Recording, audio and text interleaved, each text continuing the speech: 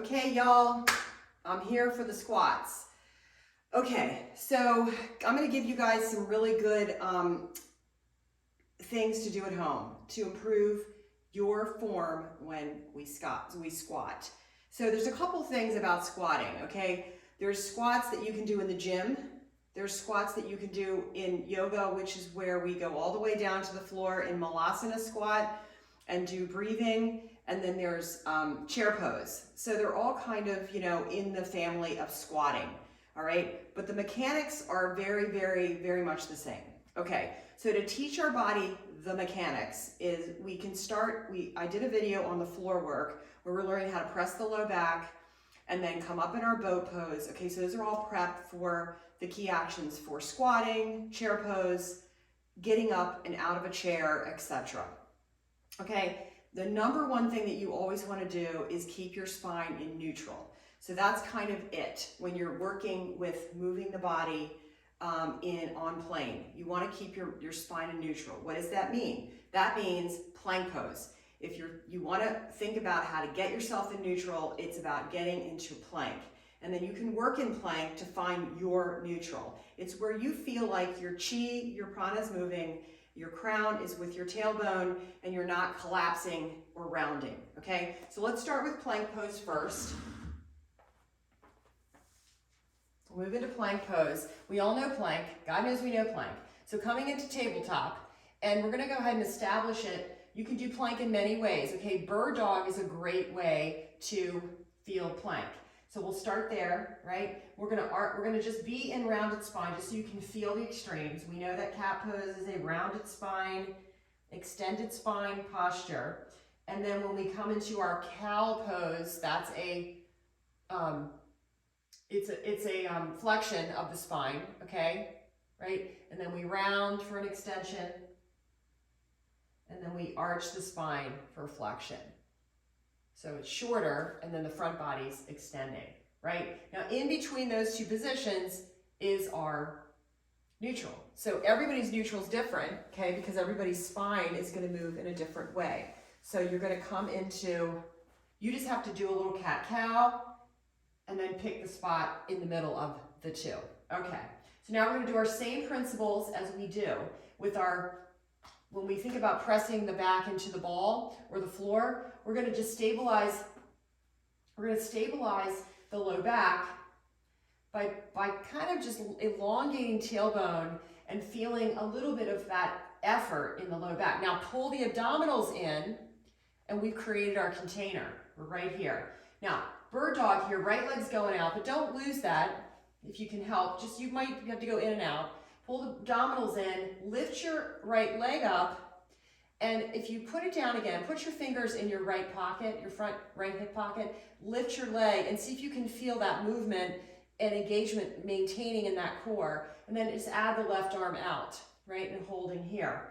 And then you can work here at home, going from your neutral table out to your neutral bird dog, okay? So that's it. And do the other side, extend your left, engage your abdominals, lift your leg, see if you can feel the engagement here. Tap, tap, tap on the front hip pocket.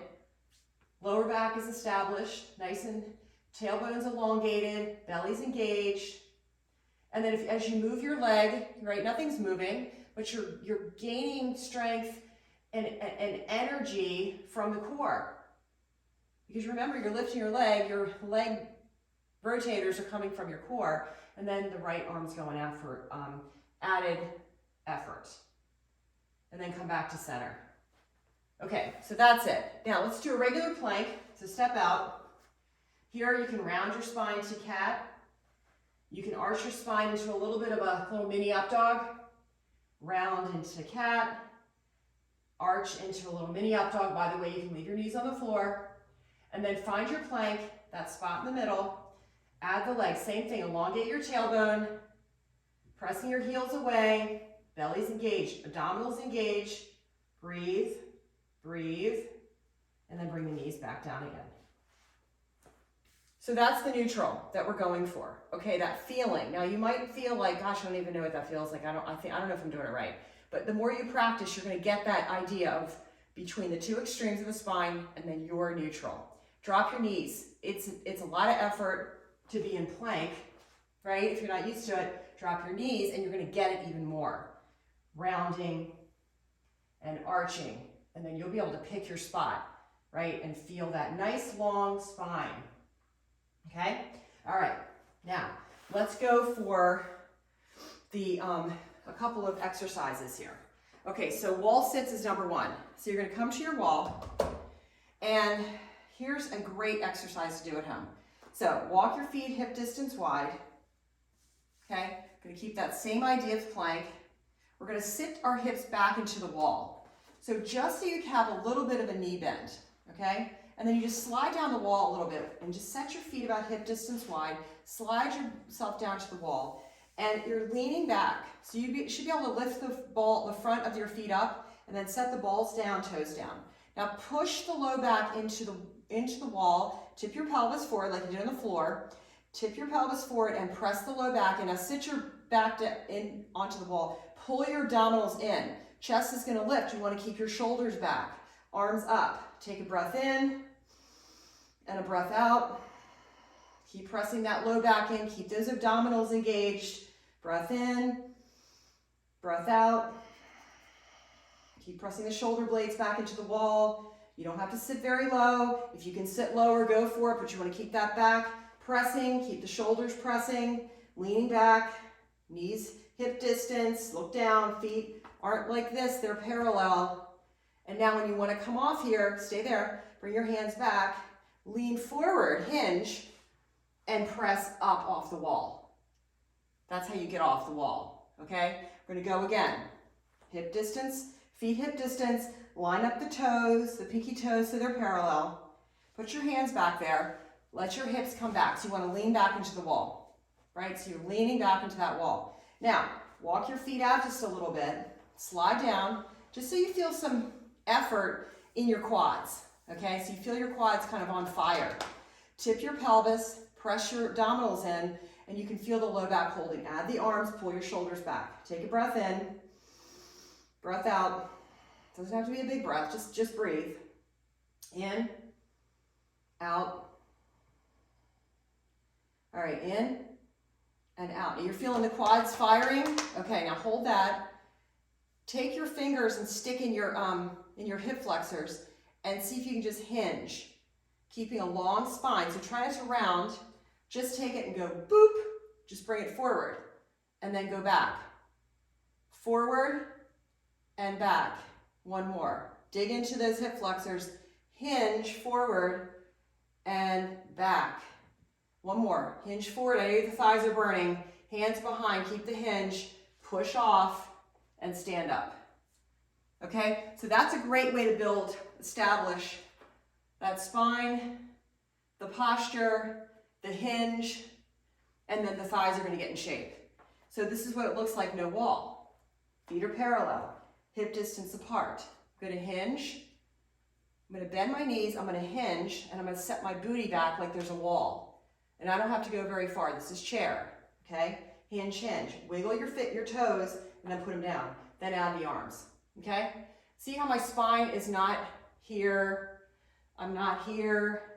I'm just, you know, like if I stood up, my spine never changes.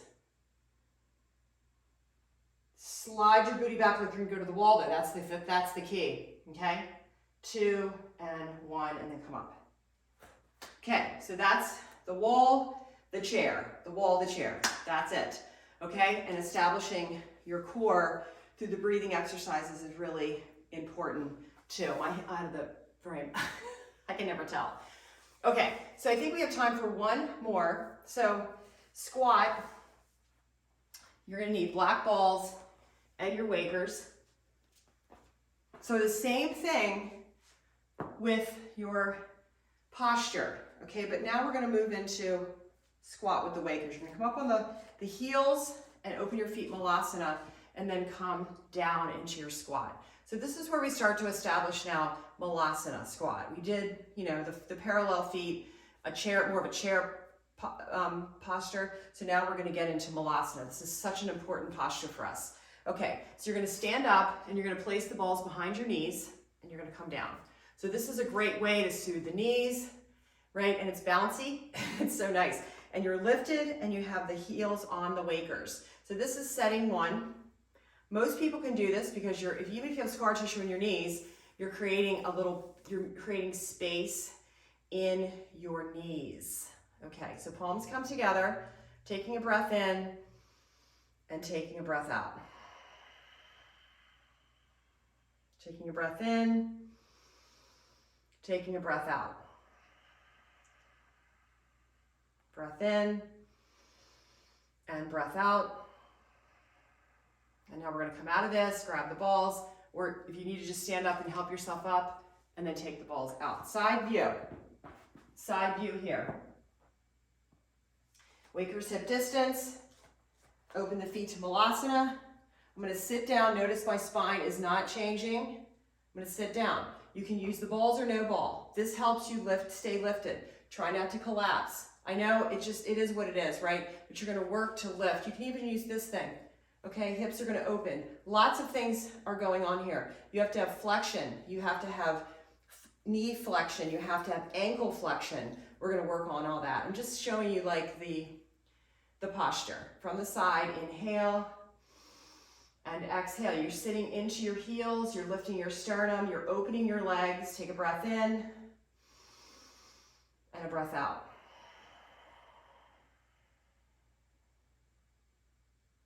Good. And then coming into a forward fold and stretch it out. So that's just kind of like a precursor. I'm going to do a whole nother video on prepping for that Malasana squat, okay? And then we're going to also work on getting up and out of the chair. See you in the next one.